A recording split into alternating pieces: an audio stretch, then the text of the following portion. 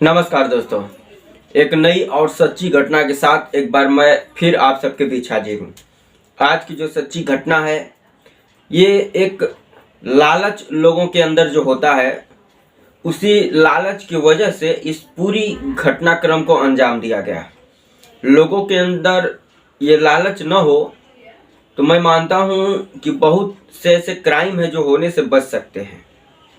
और बहुत से ऐसे शातिर बदमाश होते हैं जो ठग होते हैं, वो देखते रहते हैं कि किसके अंदर कितनी ज़्यादा लालच है और वो लालच के भरोसे ही किसी भी व्यक्ति को ठगते हैं, उसको झांसे में लेते हैं। तो आज की जो ये सच्ची घटना है, ये भी लालच की वजह से जो शातिर बदमाश हैं वो लोगों को लूटते हैं, उसके बाद अपराध की दुनिया में धीरे धीरे चले जाते हैं लालच की वजह से। बस दोनों साइड लालच रहता है, ठगने वालों को भी लालच रहता है और ठगाने वालों को भी लालच रहता है, और दोनों का लालच जब आपस में मिलता है तो एक जुर्म को अंजाम देता है। आज की कहानी भी इसी लालच पर आधारित है। तो कहानी है महाराष्ट्र की। महाराष्ट्र की कहानी है सन 2003 की। महाराष्ट्र में एक जिला है सिंधुदुर्ग करके।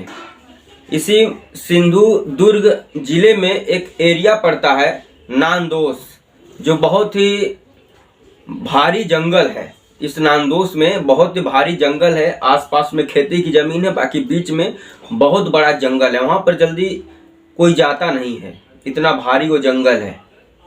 उसी जंगल की ये कहानी है। हुआ ये कि 20 दिसंबर 2003 को जो सिंधुदुर्ग के एसएसपी हैं, उनके पास एक लेटर आता है, और लेटर जैसे ही आता है उनके पास, वैसे ही एक गुमनाम फ़ोन भी आ जाता है। और फ़ोन पर सामने वाला बोलता है कि मैं अपना नाम पता आपसे शेयर नहीं करूंगा, लेकिन आपके काम की खबर ज़रूर दे दूंगा।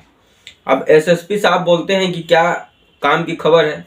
तब वो बताता है कि जो नांदोस का जो जंगल है, वहाँ पर लाश पड़ी है बोरियों में भर भर के।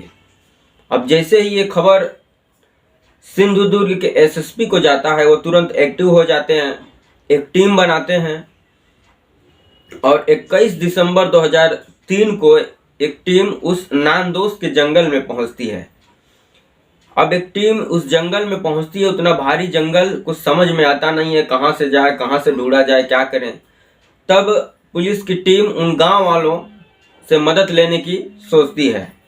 जब उन गांव वालों से मदद लेने की सोचती है तो गांव के कुछ लोगों को बुलाती है और उनको लेकर के फिर जंगल में जाती है। और जंगल में जाती है, ढूंढना शुरू कर देती है पुलिस की टीम। ढूंढते ढूंढते उस जंगल में शाम हो जाता है, पुलिस को कुछ मिलता नहीं है। जब आने की बारी होती है रिटर्न पुलिस की, लगता है पुलिस को कि कोई लगता है ऐसे ही फर्जी कॉल किया था। जैसे ही उस जंगल से पुलिस की टीम अब बाहर निकलने की सोचती है, चूंकि बहुत भारी जंगल था, बहुत अंदर ये लोग जा चुके थे।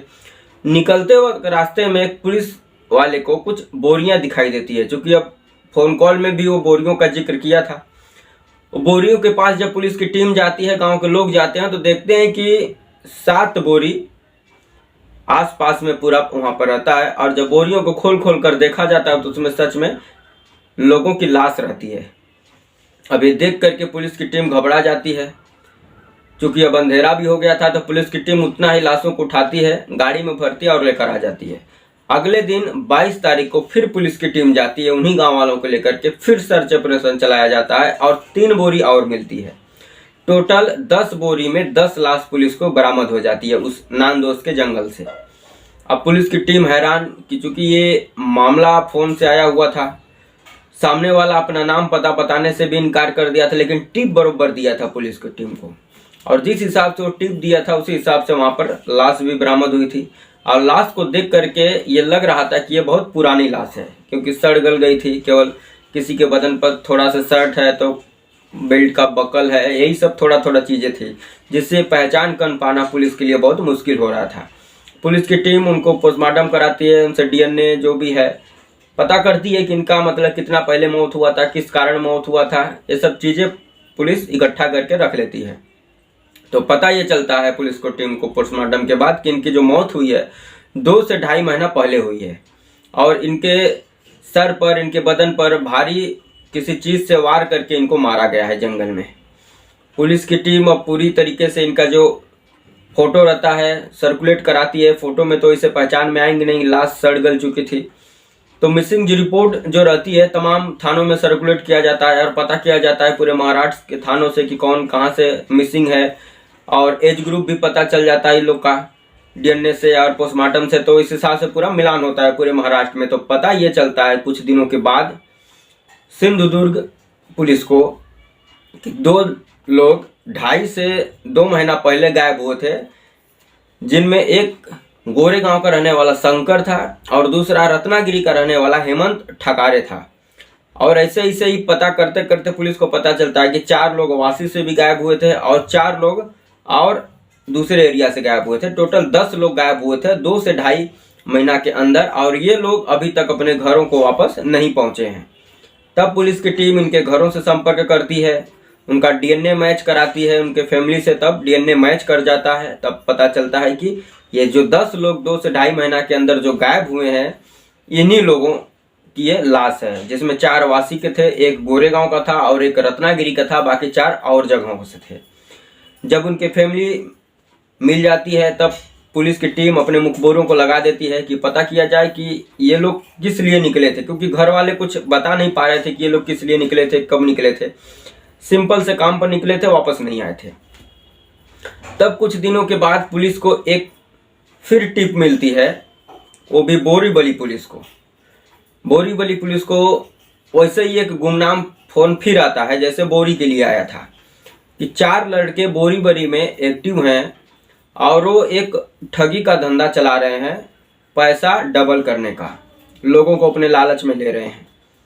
पुलिस की टीम सोचती है कि कहाँ सिंधुदुर्ग जिला जो बोरीवली मुंबई से 500 किलोमीटर दूर है और वहाँ के जंगल में लाश मिली है, कहाँ ये 4 लड़के जो बोरीवली में है। तो पुलिस को लाइटली लेती है कि मतलब ठग हैं सब, छोड़िए इस केस को जोड़ कर हम लोग देख रहे हैं।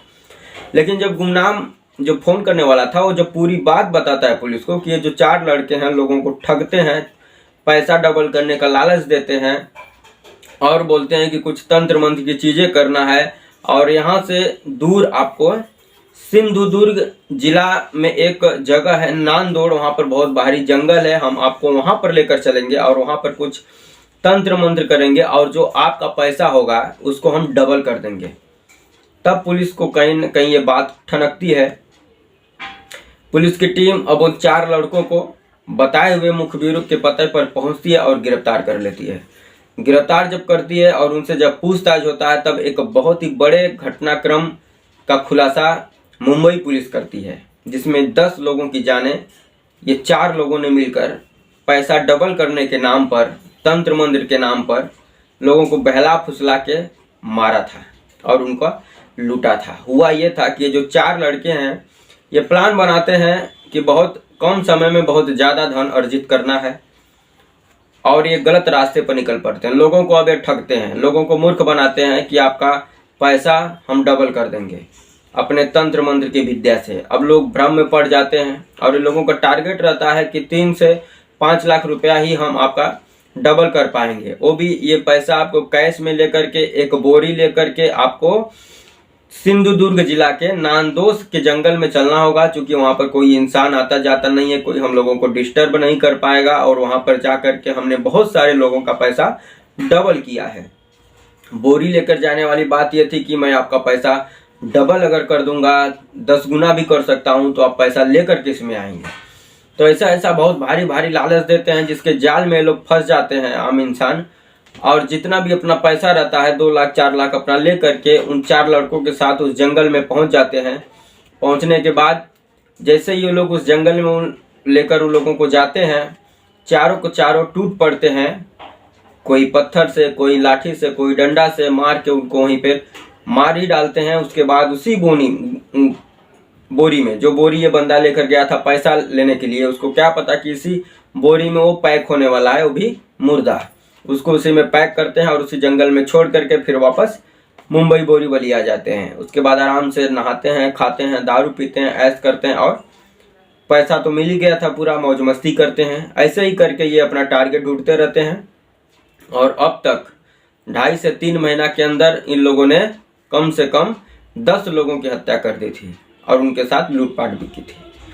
तो ये मामला मुंबई के पहले जिला सेशन में चलता है, उसके बाद जिला सेशन इन लोगों को मौत की सजा दे देती है। फिर ये मामला वहाँ से उठकर मुंबई हाई कोर्ट में पहुँचता है। मुंबई हाई कोर्ट भी इन लोगों को जो है कि मौत की सजा को बरकरार रखती है। तब फिर ये मामला पहुँचता है सुप्रीम कोर्ट। सुप्रीम कोर्ट इन लोगों को सन 2014 में मौत की सजा से बदल करके इन लोगों को उम्र कैद की सजा कर देती है और आज भी ये चारों जेल में बंद हैं।